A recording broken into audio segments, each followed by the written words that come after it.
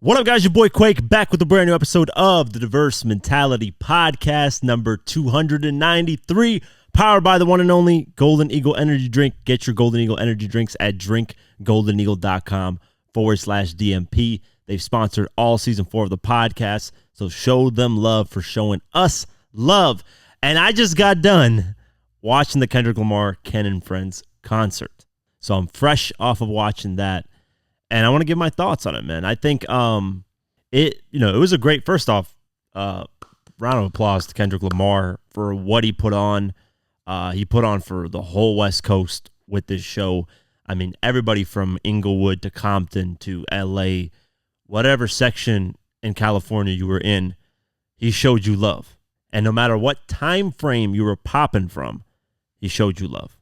He had artists from the 90s there all the way up till, actually, I think in the 80s as well, all the way up till, in today's current time, showing love.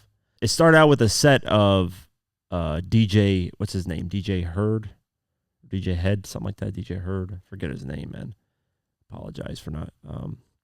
DJ Heard started out with his set, bringing out, it's the theme was basically the main guest, or the main person, which was DJ Heard, starting out with friends. So then he brought out a bunch of artists and people.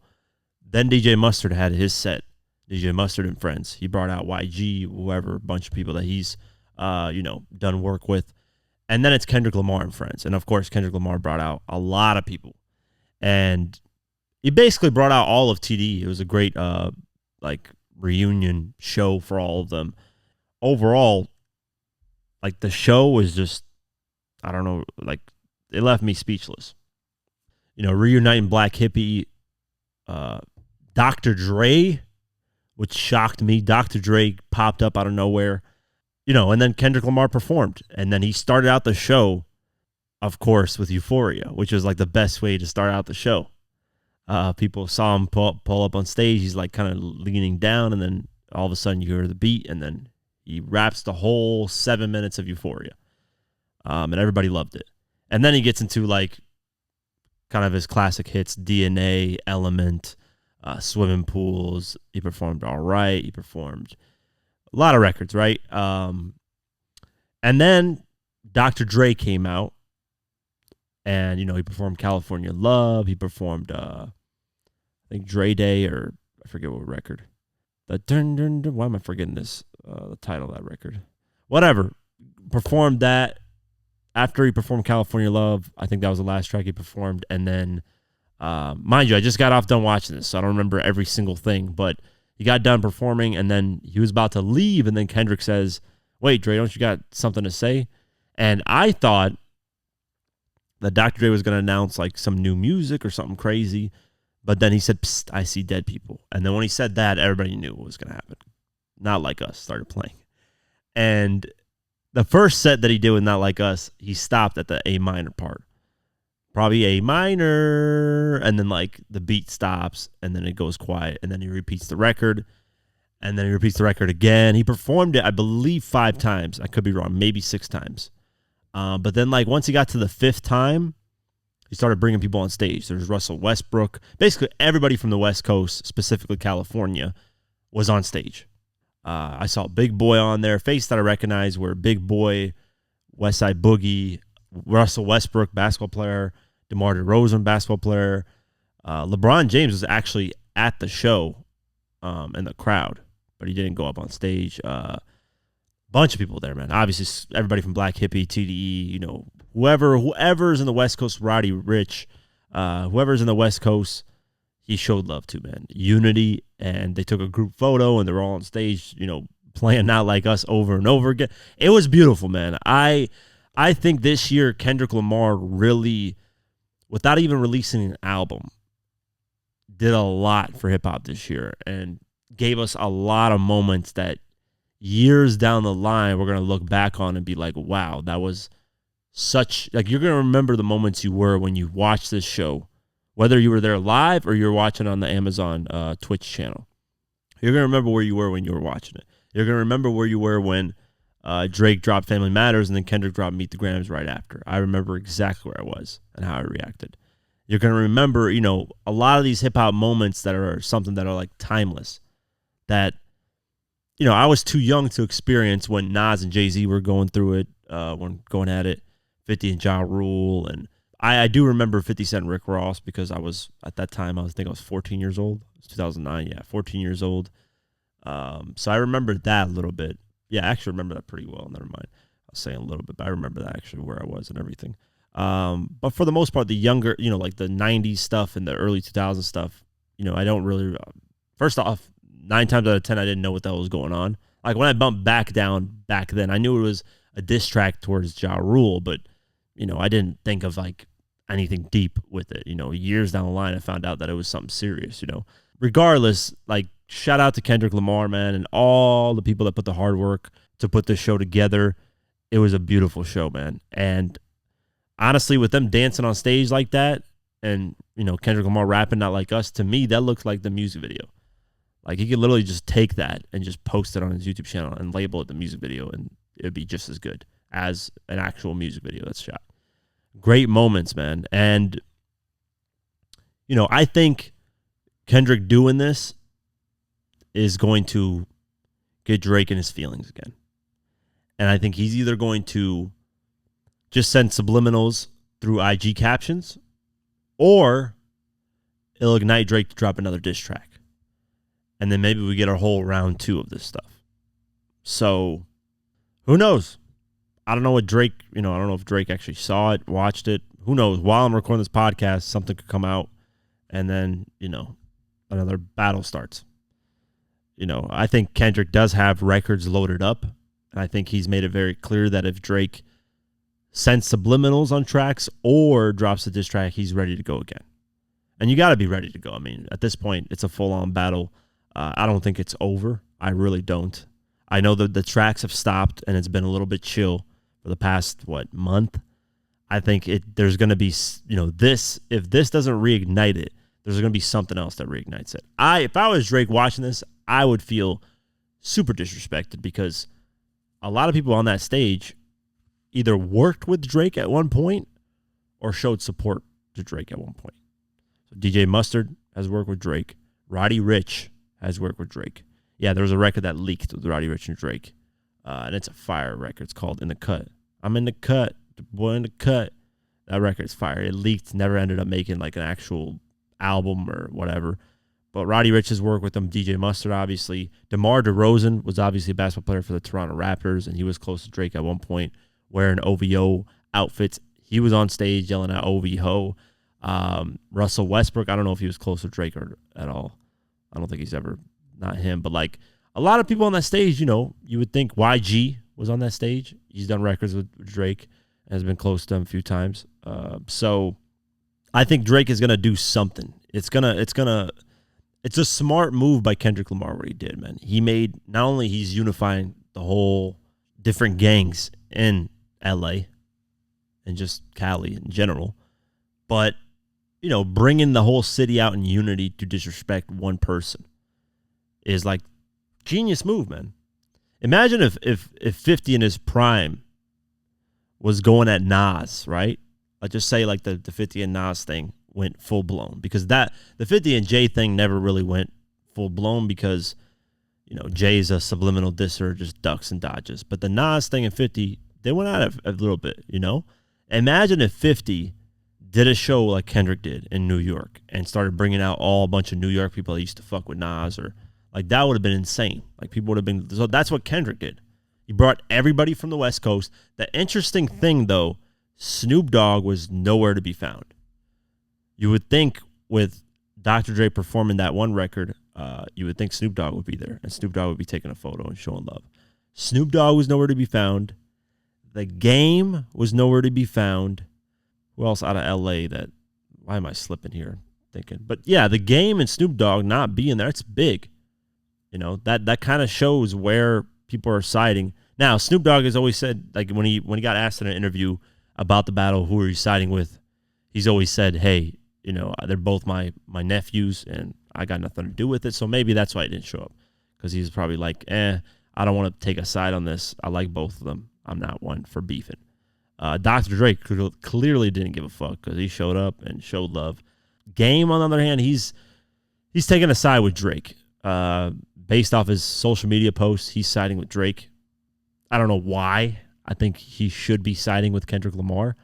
I don't know why he never would side with Kendrick Lamar. Maybe he's butthurt about the Super Bowl thing, that Kendrick took maybe his spot. Maybe he felt like he should have took Kendrick's spot, or I don't know. But I think Game not siding with Kendrick is a dumb move. I think siding with Drake is just...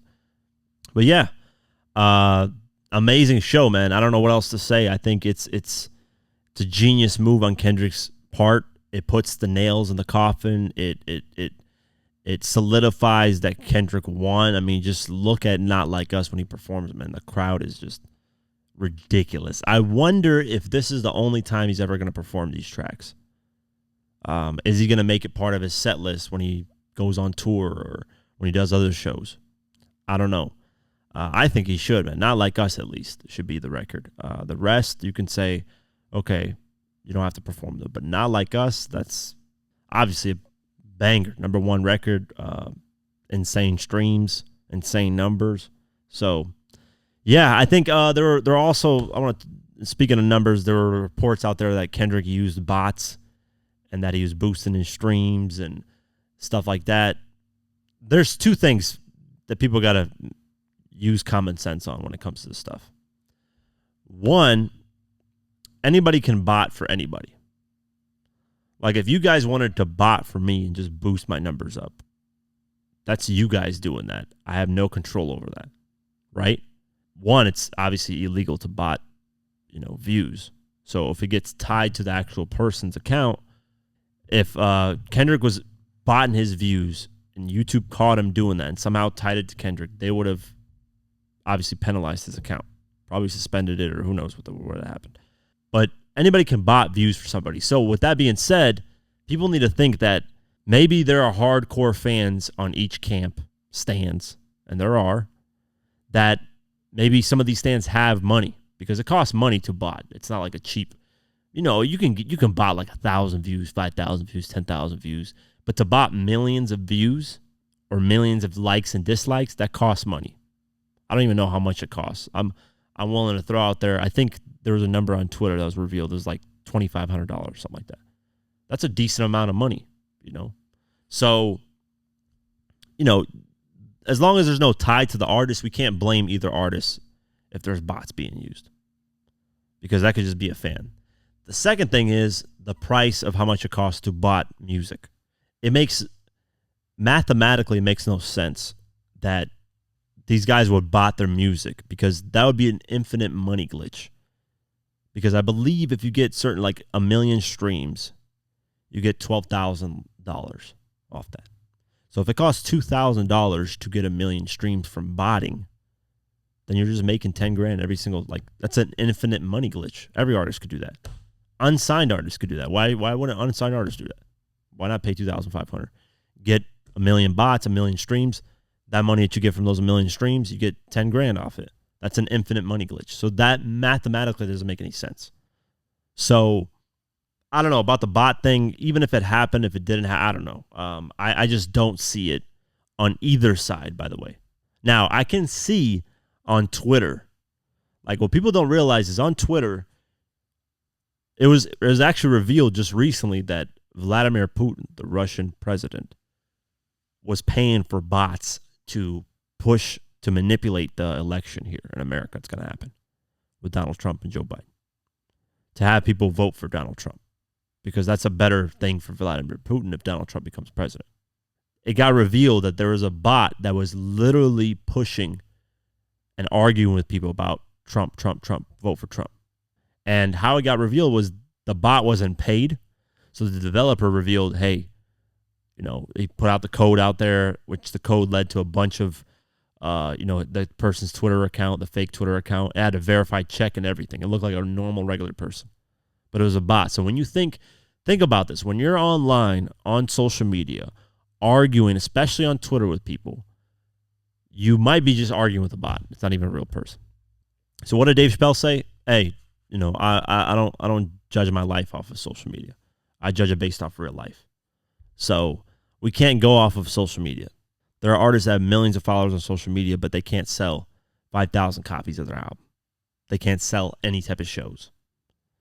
So that's the difference.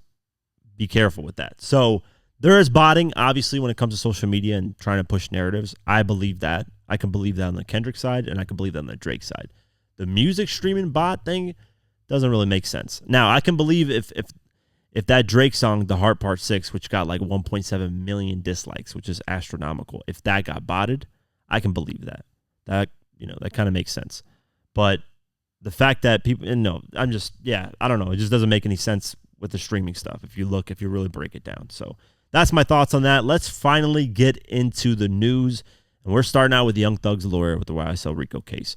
Young Thug's attorney, Brian Steele, has filed a motion to disqualify Judge Ural Granville from presiding over the rapper's ongoing RICO trial. According to court documents, Steele also filed for a mistrial, which he claims was driven by alleged improper conduct on behalf of the judge and the prosecution.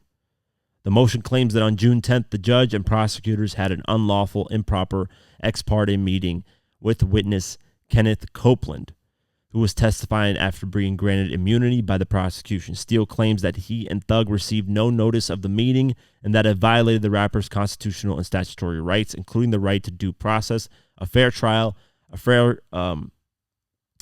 tribunal, I don't know how to pronounce that word, ethical prosecutors, and the right to present at every critical stage of the proceedings under the Georgia Constitution.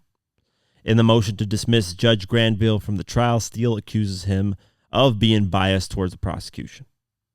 In the latest twist, so yeah, this is the same judge that gave the lawyer jail time, but then he had to bond out. So he's saying dismiss this judge from presiding over this case because of all those issues, which, hey, he's got some good points there, man. If you have a meeting without letting everybody know in the case, then you're clearly hiding something or you're persuading a certain narrative or person. So, yeah, I don't know. We'll keep our eyes posted, but this YSL RICO thing is getting crazier and crazier as the days go on. So, yeah, we'll see what happens moving forward. This is an interesting story. Remy Ma's son was arrested and charged with first-degree murder. Yes, you heard that right. Remy Ma's 23-year-old son, Jason Scott, has been arrested and charged with first-degree murder. According to a report by Fox 5 New York, Scott and another man were arrested on Wednesday, June 19th, in connection with the murder of a 47-year-old Darius Gillibucks. I don't know how to pronounce that last name. That's a long last name. In Queens, New York, in June 2021. In addition to first-degree murder, the pair have also allegedly been charged with 2 counts of weapons possession and reckless endangerment. Investigators are looking into the possibility of it being a murder for hire. No further details have been shared as of this writing, but an arraignment is expected to take place soon in Queens. Scott is also known as Jace Smith, which is the name he was credited as on the many episodes of Love and Hip Hop New York he appeared on with his mother and her husband, Papoose. Pap and Remy Ma also share a child together, a 5-year-old daughter named Reminisce Mackenzie. However, there are rumors of the couple have split or are in the process of splitting, as Remy is alleged to have cheated on her husband with the battle rapper Easy the Block Captain. Wow.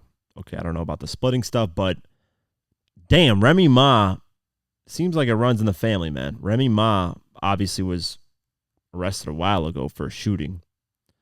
I forget the details of it. Let me actually go over it because I know she got arrested a while ago.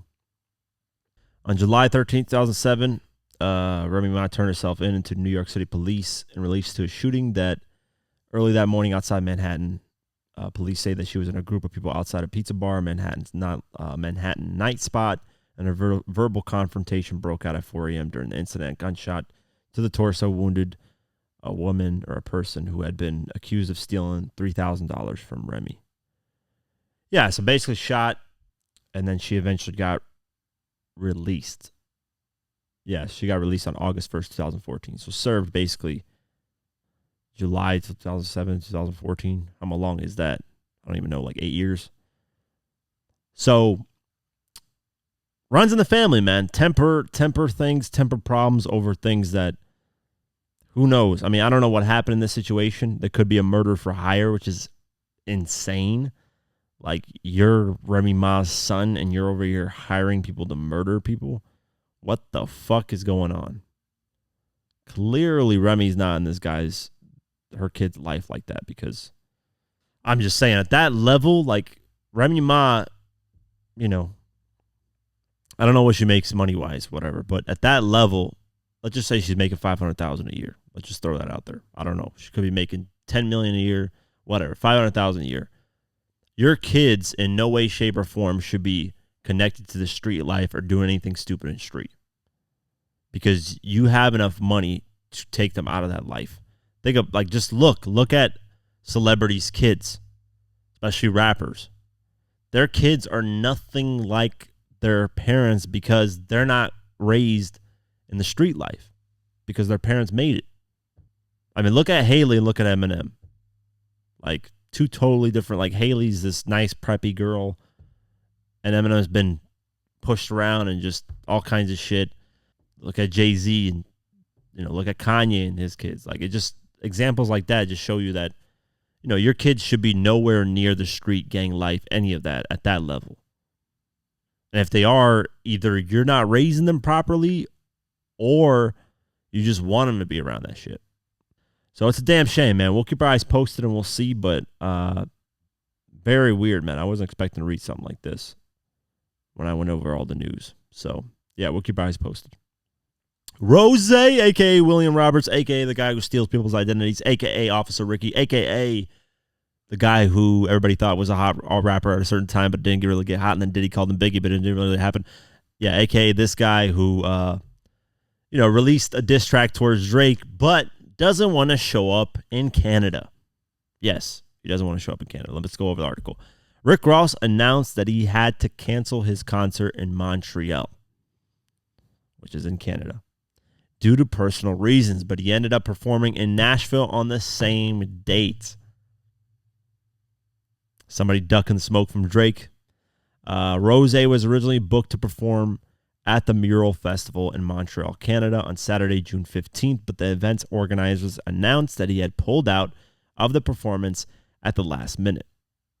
In a statement, the festival said, for personal reasons, Rick Ross has made the decision to cancel his performance at the festival. In the coming days, we will provide a full refund of the daily tickets you purchased or a partial refund of the Weekend 2 passes and festival passes if applicable. Nothing seemed unusual until he showed up at the Blavity House Party Music Festival on the same night without any further explanation. One fan joked that Rick Ross pulled out of the festival due to his ongoing issues with Drake. Yeah, Ross, here's the thing. Ross has a history of, let me just call him William because that's his name. He's not Rick Ross. That's the real Rick Ross, Freeway Rick Ross, which you talked about in the last podcast.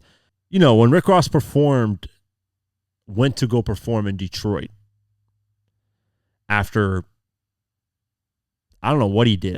I know he obviously disrespected Eminem at one point by calling him a hunky when he was beefing with 50. But I think he said something about like, he got like, I don't know, he got let's see. Because there's a clip here. Let's see what this is. Maybe this is it. In 2014, Rick Ross was due to perform a show in Detroit, Michigan. This show would be canceled due to Rick Ross being denied entry. Detroit would be deemed a no-fly zone by Trick Trick, who's a very respected figure in Detroit and its rap scene. According to him, Rick Ross was denied entry because he and other people in the music industry did not support local Detroit artists. What does this no-fly zone mean? It was for record labels. Okay. They would charge the local artists to perform, and the local artists would bring 20, 30, 40, 50, 60 people sometimes to this event that will pay to get in. It's like, how is you charging them and they bringing you revenue? There are stories of Rick Ross being run out of Detroit, but he would deny this and say that he cannot make it to the show due to the gate for entry being padlocked. In the jungle, you don't lock the lions out. You let the lions in and lock them in. See, man, when Rick Ross talks and just lies about shit, in the jungle, you don't lock the lions, bro. Just stop, man. Just say, hey, I got punked out of this area because I said some shit or did some shit that wasn't supposed to go. Rick Ross run out of Detroit by 100 individuals led by a local rapper. That's kind of disrespectful. I don't know if that was. But yeah, Trick had the no-fly zone. Basically said, hey, if you're going to come here and make money off Detroit, like, put on other people. That's the gist of that no-fly zone. So, regardless, there's been instances of Rick Ross not being able to perform at certain places and do certain things because he got punked. Now, have you ever heard of, what rappers have you heard of ever getting punked out of performing at a certain place? What rappers have you heard having to check in? It's usually artists that get no respect where they go. That's really what it is. The ones that don't have to check in are the ones that get respect all over. Or are really, really big artists. And, like, what are you going to stop Drake? Like, even with Kendrick saying, hey, Oakland going to be your last stop. Like, that's not going to happen, man. Drake is at a level. Drake generates per show $4 to $5 million. The security that's there, nobody's even going to get remotely close to Drake or do anything. Like, at that level, you can perform anywhere. No, like if Rick Ross was this big artist that everybody says, Rick Ross would have been able to go to Detroit. Trick would have said, hey, there's a no-fly zone. You can't perform. Rick Ross would have brushed off his shoulders, performed there, had no issues because he's that big of an artist. And when you're that big of an artist, you can do that stuff because you're the level that you're at, security will stop anybody from even getting remotely close to you. Regardless, Ross didn't perform in Montreal, canceled it for personal reasons, quote unquote. Maybe because he was worried about, Drake. Hey, at least Pusha T pulled up. He performed in Toronto. He didn't even care. So fuck it, we're beefing with Drake. I don't care. I'm performing in Toronto. So, yeah, we'll keep our eyes posted and see if Ross addresses this at all. Speaking of Drake, he becomes the first ever to get 100 billion Spotify streams. Let's go over the article. Drake has officially become the first artist in history to reach 100 billion streams on Spotify. The major feat occurred on Tuesday, June 18th, just 2 months after it was reported he was closing in on the milestone at 97 billion streams. Chart data reported the news, which was then confirmed by KWORB, which keeps track of streams and rankings for different platforms. Taylor Swift is the closest to the Toronto native at number 2, but he still has quite the lead as she is currently sitting at 84.4 billion streams. Hey, congratulations, man. 100 billion Spotify streams. Drake is right, though, in the fact that all they give him is these fucking plaques, and he's like, give me money. Like, give me something that I like give us bonuses or some shit for doing this stuff.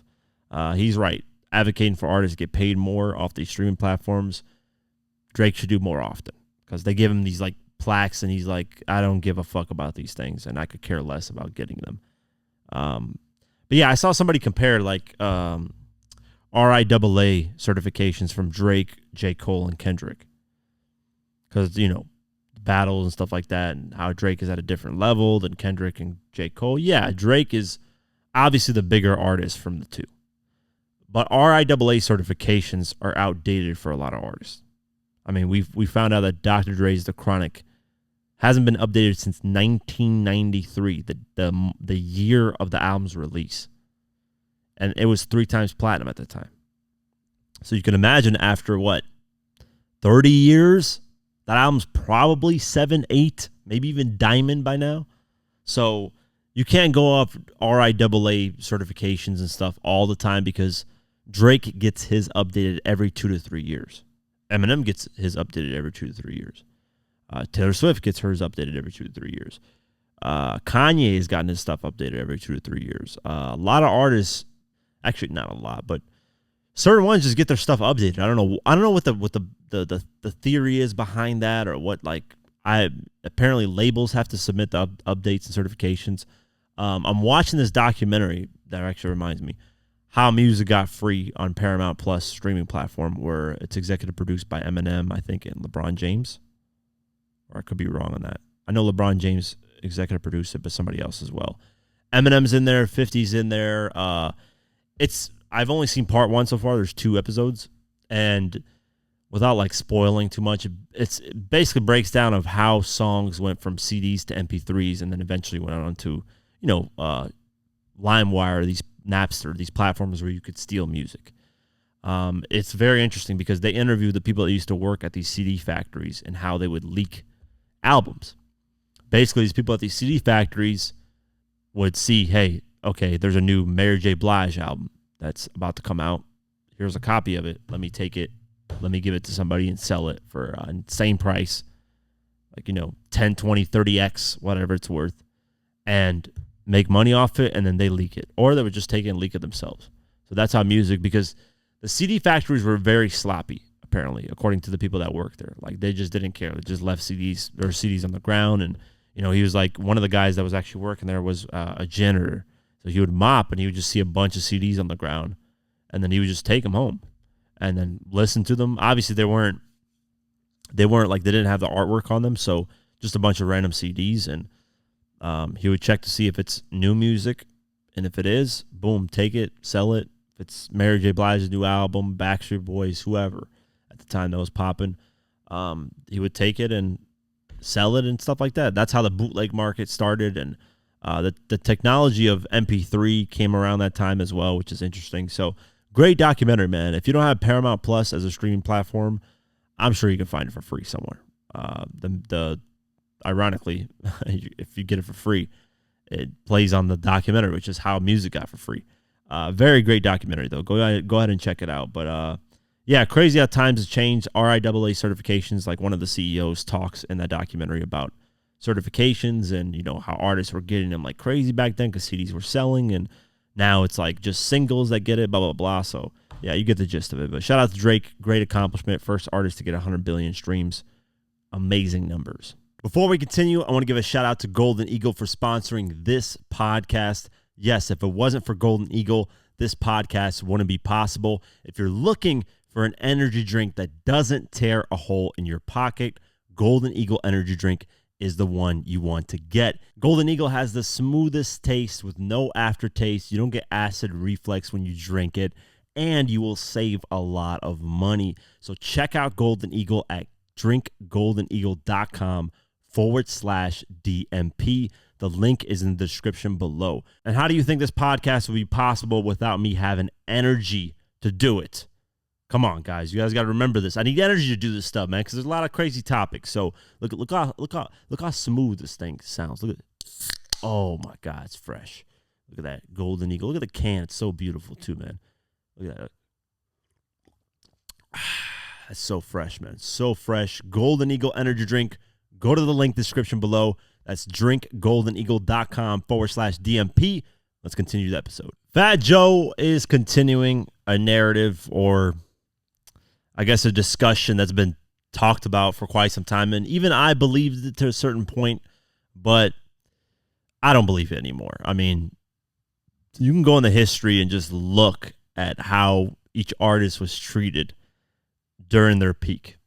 So what am I talking about? Let's go over the article. Fat Joe has gone out of his way to praise Chris Brown and compare it to Michael Jackson.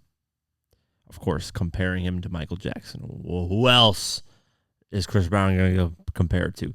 The Bronx rapper took to Instagram Live over the weekend to give Breezy his flowers, claiming he'd be put on a high pedestal if it wasn't for his domestic violence case with Rihanna. Let's play the clip and see what Fat Joe has to say. Yo, let me tell you something. I got to get to this Chris Brown show. If Chris Brown never got into the controversy with Rihanna, we wouldn't be calling him Michael Jackson right now. Not like Michael Jackson. Michael Jackson. He is the most talented singer, artist, performer, hit maker of our time. There's nobody even close to Chris Brown. And it's time we move past it. It's been 20-something years that I know of. There's no more incidents. Man, we're going to let this lifetime go by without saying the truth? And so what happens is, when the truth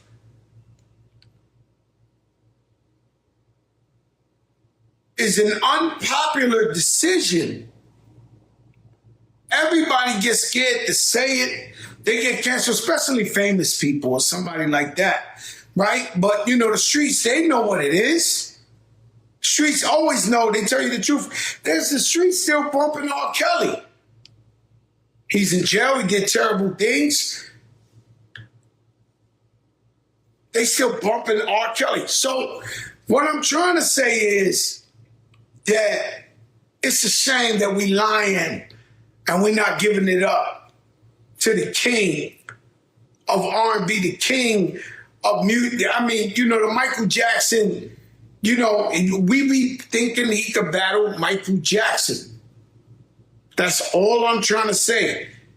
I'm not lying. If you really look at his body of work and you look at all his hits, you see what he does, you remove from your mind that we don't like it. We don't like that he had a controversy. We don't like that. We don't condone the queens. We out here to protect the queen. We get that. He was a little kid 20-some years ago. See, I used to fall into this narrative as well. That, you know, Chris Brown, if he never did the Rihanna thing, you know, he would have a slew of hits, he would have more support, and he would be at the level of Michael Jackson. But then I thought about it, and if you look at Drake, right? Drake says he's the Michael Jackson. He's got the same amount of hits. He sold a lot of records. But does the world, not even just us, right, in the hip-hop world, does the world look at Drake like as Michael Jackson? Have we ever seen somebody faint over Drake? Has Drake toured the world, not just America or parts of the UK or like the world? I mean, go to Japan, go to China, go to wherever, Russia, go to all in Europe, every continent that there is, and have people faint and people just go out of their minds. We haven't seen that with Chris Brown or with Drake. Have we seen Drake go to a mall and the whole fucking place get shut down? I have yet to see that. And here's the reason why. In today's time, there will never be a Michael Jackson. No matter how many records, Taylor Swift is selling astronomical numbers, right? But in today's time, there are too many, the attention is spread out to too many celebrities and famous artists and people because of social media, because of technology. Back then, when you had a famous artist, that was the famous artist that was in front of your face. You didn't really have an option. The only option you had was to watch MTV or BET or whatever channel was available at the time. Sometimes, shit, when Michael Jackson was around, it was only a few channels. And they weren't even playing Michael Jackson until later on MTV. So when you only have, like, that's why when you look at viewership on a lot of events, like back then, like if you look at the O.J. Simpson thing, right? It was reported like 100 million people watched that because there were only like a few channels back then. And most people were actually watching TV. Now our attention is either on our phones, laptops, TV, whatever, social media. So that aura is gone for the most part. Now, I'm not saying if Drake went, you know, did a show, like people were going to go crazy and that Drake doesn't have star power and that. No, he definitely is up there. But you can't match that aura anymore because back then, there was limited amount of celebrities and artists. Now you can anybody can become famous tomorrow. Drop a song, and if it takes off, you know, what's that Tommy Richmond, the guy's #1 record. TikTok took off, boom. All of a sudden, he's famous. He's got a #1 record, and he's doing his thing. That takes away from the star power. The star power isn't focused, you know, in such a small, packed area. It's spread out now. Our attention span, or not our attention span, but just our attention, and even our attention span, but our attention is spread out a lot more places now. And there are more people in the pool, let's just say. Just imagine a pool, and there's only a few people in the pool. Now there's a lot more. So, because of that, Chris Brown, even though Chris Brown came at a time where, 2005, where there's still a chance for him to build that up.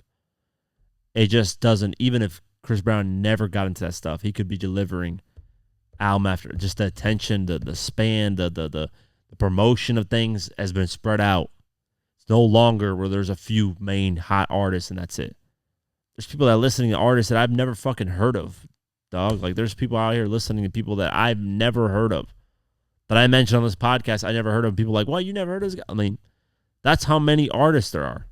It's impossible. So if I was talking to Fat Joe, I would tell him that, like, hey, it's just the time frame that Chris Brown came in. If Michael Jackson, right, 70s, 80s, you can say 90s too, popped off, and then Chris Brown popped off right after him, like a Usher situation, where Usher popped off, started popping off in 1993, 95. Then if he would have done that, then you could have the argument. But nah, not in this time, not in this order. But hey, man, that's the kind of conclusion I came up with after all these kind of years of thinking about it. I was like, think about Drake. Like, just think about it. This guy's breaking all these records, but yet he doesn't have that same aura that Michael Jackson had. And even Prince and, a lot of these older artists, Kurt Cobain and Madonna and whoever at the time was the big thing. So, yeah, that's my take on it. Continuing on, Timbaland and Swizz Beatz have officially signed a VERZUZ deal. Yes, we're finally getting a VERZUZ potentially soon here. And it's on I think, a great platform. Timbaland and Swizz Beatz have made their first big move after regaining control of VERZUZ last year, as they have partnered with Elon Musk on a new distribution deal. During a conference on the Cannes Lions International Festival of Creativity in France on Wednesday, June 19th, the hip-hop veterans announced that their brand's content will be released exclusively on the billionaire's social media platform X, formerly Twitter. We are beyond thrilled to have found the best partner for VERZUZ, the Rough Riders beatmaker said. Not only are we excited to have VERZUZ on X, we're excited to help X build the biggest entertainment company in the world. I would like to thank Elon Musk, Linda Yurcarino, Brett Rears, all these people, Michelle Smith, and the entire X team for believing in the VERZUZ vision. We can't wait to get to work. Timbaland added, we are thrilled to partner with X, the most innovative platform globally. Our goal has always been to bring VERZUZ to the world, which we can now do better than ever. Yeah, X is like, Twitter is the best platform to be doing this type of shit on because Twitter is real time. Like, what better reactions and stuff are you going to get than on Twitter? Like, right when this Kendrick stuff was happening, Twitter was the platform that everybody was reacting and posting stuff to.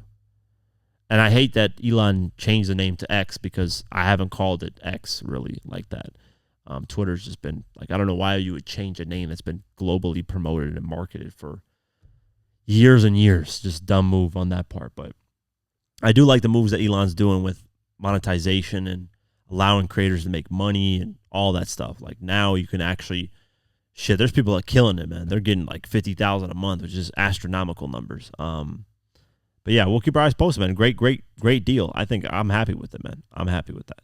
I think it's going to be a great move. So that's a perfect place to put VERZUZ on, and we'll see what the next VERZUZ is. The first one, the comeback VERZUZ. I hope it's something crazy because that's what I want. So yeah, we'll see. Great news for the hip hop world, man. I'm so excited for this. I can't put it into words. Pusha T and his brother No Malice have corroborated the rumors about a new Clipse project. Yes, we're finally getting another Clipse album, revealing that it is produced entirely by the longtime collaborator Pharrell. Think about this, a Clipse album and produced entirely by Pharrell. It's been years, man. I am excited. In an interview with Vulture published on Wednesday, June 19th, the siblings went into detail about what will be their first album since 2009's Till the Casket Drops. I think the album shows the supreme maturation of a rap duo. Push began. I think this is where you get the difference between taste and filler. The music is curated. This is a high taste level piece of work. You can only have that level of taste when you have the fundamentals down to a science. I think it's been definitely missing. Then there's the competitive aspect. His brother added, this is smart basketball. It's fundamentals. And not only that, it's authenticity. It's what rap should look like if you're real about your craft, real about your experience, and real about your storytelling. It's bringing the fans along to see the growth, not trying to fit in or fabricate. That I love. I love that response. It just seems like in other genres of music, they have the luxury of growing. For some reason, we act like we're not supposed to evolve. This is what the true evolution of the Clipse looks like. It's just good to be able to show that and still have high-level raps. Without revealing any of the features, the former Good Music president said Pharrell producing everything is also an ode to the type of music, the type of albums we want to make. We still want to make full bodies of work. These are movies, man. These aren't just songs. This isn't just a collection of joints we went in and banged out. This is arguing. This is a problem. These are people passionate about their opinions and making sure that everybody's on their A game. Listen, I could be mad at the engineer. You know what I'm saying? Even he has to be on point. I think that's the level of meticulousness that a Clipse fan looks for. The pair also shared that they did not work with other half of the Neptune's production team, who has also been embroiled in a legal battle. Yeah, a release date for the upcoming album has yet to be announced. I'm excited. This is exactly why I'm excited. That definition of what to expect on this album was perfect in itself. I do agree that in hip hop, we for some reason, fans don't want artists to grow. And if they do, they want it to be a certain way. Like when Jay-Z dropped 444, people were like, why is Jay-Z talking all this business talk? Why is he talking about paintings? Why is he talking about all this stuff?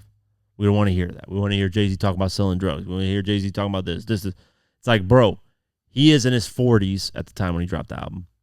He's got kids. That's his life experience. He's buying $1 million paintings and investing in buildings and properties and doing all this stuff. Like I was perfectly fine with him rapping about his experience of the age that he's at right now. I didn't give him no backlash on the album. Now, did I really like the album? I mean, it was all right. But I never was like, oh, he shouldn't be rapping about this stuff. He's changed. Like, the artist is supposed to grow and change and make different kind of music. The problem we have in hip-hop is we shame that. We say, nah, man. We want you to keep rapping about the same shit that you started when you were rapping. Like, nah, man. People grow. People change. People have differences of opinions. Shit that I said on this podcast probably years ago. You know, people mentioned to me, hey, you said you had this opinion about this album or this artist or this song. Well, that was years ago. People change opinions, and there's nothing wrong with that. And people change perspectives on life. That happens. That's growth. And that's what we should embrace more in hip-hop. So I'm glad that they said this, and they perfectly explained, you know, what this album is going to be without revealing anything. Like how much better, like they said this so perfectly. Like I wish all artists would speak like this, but I'm excited, man. I cannot wait. I can't wait to listen to this. I've been loving a lot of everything Pusha T has been releasing. And then No Malice obviously is up there with some of the best quality work that he releases. So even though he hasn't made music in ages, I think he'll still deliver something great as well with his brother. And obviously Pharrell being in there, top tier producer, one of the greatest of all time. So we're going to get an amazing body of work that I hope the world doesn't sleep on, because it seems like, you know, people sleep on this type of projects, and I just get upset at that. So yeah, we'll keep our eyes posted, and we'll see if there's any new updates related to the album. This was interesting. So 50 Cent basically threatened to take BMF, the show, off the air because of one of the people from BMF taking a photo with Supreme's son. Yes, you heard me right. So let's go over the original post. So Supreme's son posted a photo while being in Detroit, Michigan, with Southwest T, who's from BMF. In the caption with the photo, in the caption said, "Free Meech, free Preem shirts right now. It's all love, baby. Family Queens to Detroit BMF Supreme team."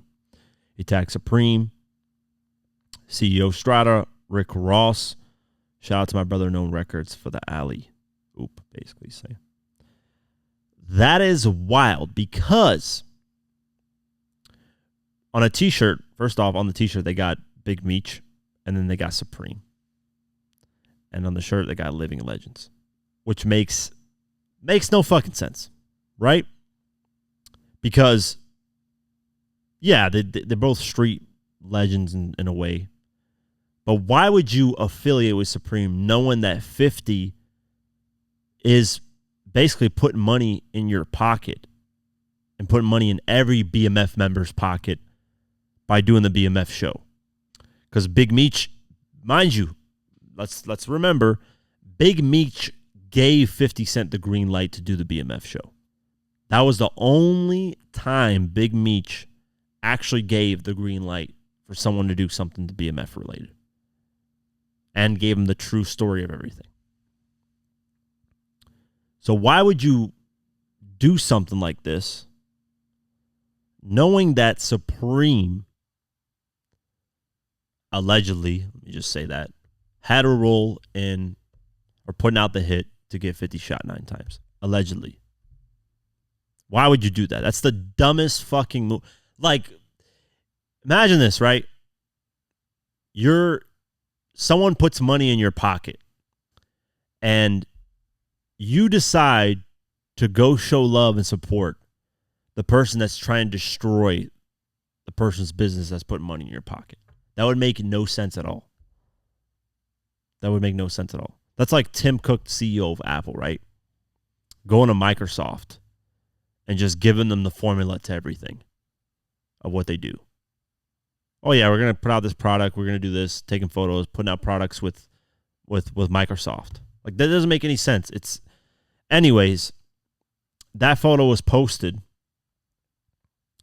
and Brooklyn's Finest, which I know this is somebody from BMF. I probably don't know, but regardless, the comment that went under Supreme McGriff's post with Southwest T from BMF, and the comment says this. Tagged Southwest 263 and said, "So you come home to a series started by 50 about your family, and I'm sure checks came behind that, and it helped your transition." So you're saying from prison to home, transition home, and you go take these pics with this clout chasing kid who is allegedly Supreme's son, and you know the history with Preem and 50, and this little kind of antics the past couple of years trying to antagonize 50.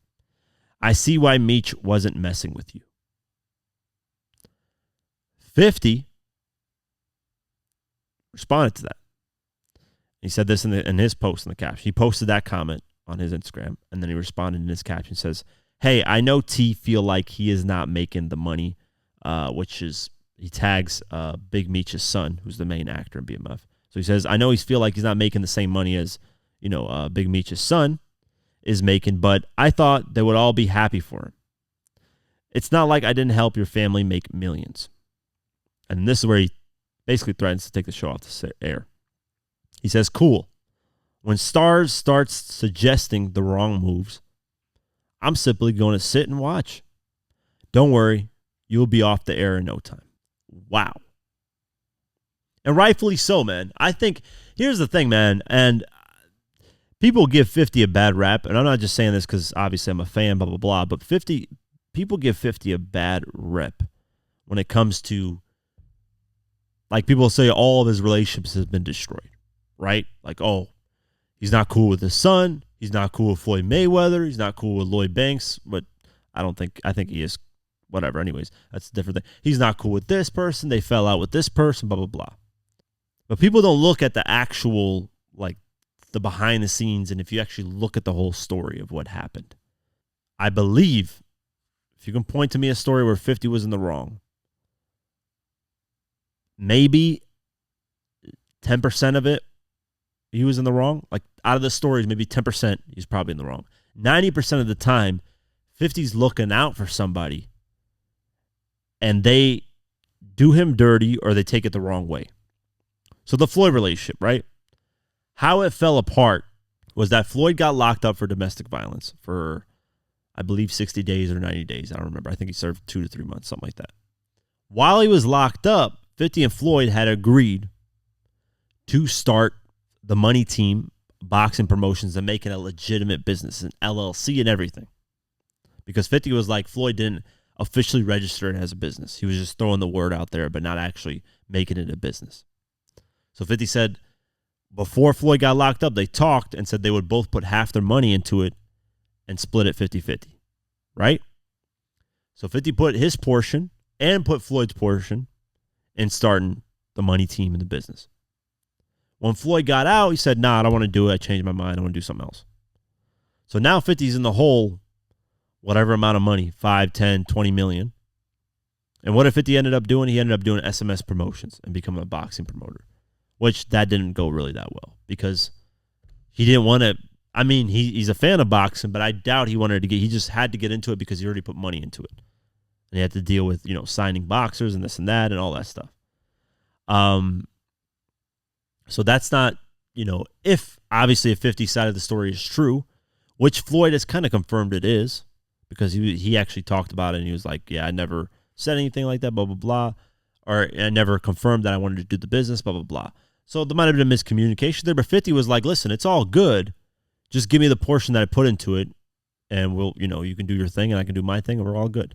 But Floyd never wanted to do that, so that's the fallout of that, right? The fallout with Game, 50 gave the guy hits, screwed him over. Now you guys see, as time went on, who's the corny guy that's always doing weird shit, that's always being bipolar. It's Game. Game's a great artist, but the stuff that he does, antics, backstabbing Dr. Dre, I mean, this is the guy that literally helped him sign. If it wasn't for Dr. Dre, he wouldn't even be an artist. Backstabbing him with the Super Bowl stuff. All kinds of shit. Just Game's done all kinds of weird shit that everybody's kind of clowning him for. So now, as time goes on, obviously 50 was in the right in that situation. Game was in the wrong.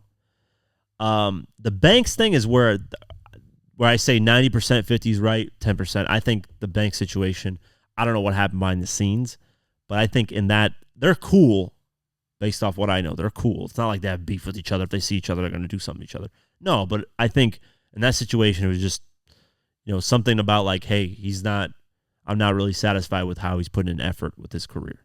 And that's really what happened. Nothing really dramatic happened. Banks has never disrespected him.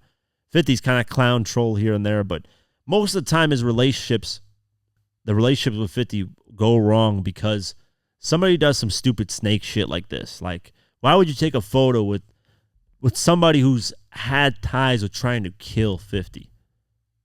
Like, makes no sense at all. At all. It's the dumbest move you can make. If I was locked up and I got out and somebody's put money in my pocket, man, I would show the craziest loyalty to that person. And that prompted 50 to put, because 50's always put money in people's pockets, man. There's been so many stories of 50 just looking out. Like MOP. He signed MOP, gave him a bonus when signing, and never asked them to. They never released an album. MOP never released an album under Juno Records, right? And they said that 50 gave him like an astronomical amount of money to make an album. Ultimately, 50 never asked for a bag. He just let them go, let them do their thing. Same thing with Mobb Deep. Same thing with a lot of artists. Regardless, but he posted a photo of him and Eminem, an AI-generated photo. He said, my friends are so important to me. I have come across so many suckers that I value them. I learned a lot about myself over the years. I don't need a lot of friends, just a few good ones. So, yeah, he's just basically talking to them, being like, these guys are horrible. That's a horrible, horrible thing to do. So we'll keep our eyes posted. I'm sure there's probably conversations. I'm sure Big Meech has heard of this, and we'll see, man. But wild, wild thing, man. I just want to talk about it. So let's get into the Billboard Hot 100. New updates. Post Malone and Morgan Wallen still in number one with I Had Some Help. Number 2 debut, Sabrina Carpenter. Please, Please, Please. Never heard of this lady, but she debuted at number 2. Sabrina Carpenter. Number 3, Espresso. Never heard of this lady once again. She's at number 3. Shabuzi, A Bar Song, Tipsy, number 4. $1 Million Baby, Tommy Richmond, number 5. Kendrick Lamar, Not Like Us, number 6. Hosier, Too Sweet, number 7. Eminem, Houdini, number 8. So from number 2 to number 8. That's not too bad of a drop. Billie Eilish, Birds of a Feather, number 9. And then Lose Control, Teddy Swims, number 10. Going down the list, Future, Metro Boomin, Kendrick Lamar, Like That, number 15. Wannabe, Glorilla, Megan Thee Stallion, number 20. We can go Ben for Ben, Central C and Lil Baby, number 23. Yeah, Glow, Glorilla, number 32. Get It Sexy, Sexy Red, number 33. 101 Gunna, number 39. Type Shit, Future, Metro Boomin, number 43. Euphoria, Kendrick Lamar, number 47. Fiend, Travis Scott, Playboi Carti, number 61. Carnival, Ty Dolla $ign, Kanye West, number 82. Whatever happened to that second Vultures album? Jeez, that thing's been... That shit ain't never coming out. He was on a good run with that too, man. I don't know what the hell's going on with that. Drake, Family Matters, number 98.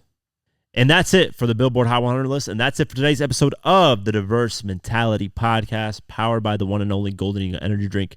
Get your Golden Eagle Energy Drinks at drinkgoldeneagle.com drinkgoldeneagle.com/DMP. That's drinkgoldeneagle.com/DMP. Stream us Spotify, Deezer, Pocket Cast, YouTube, everything. Have an amazing night, day, whenever you listen to this, and peace.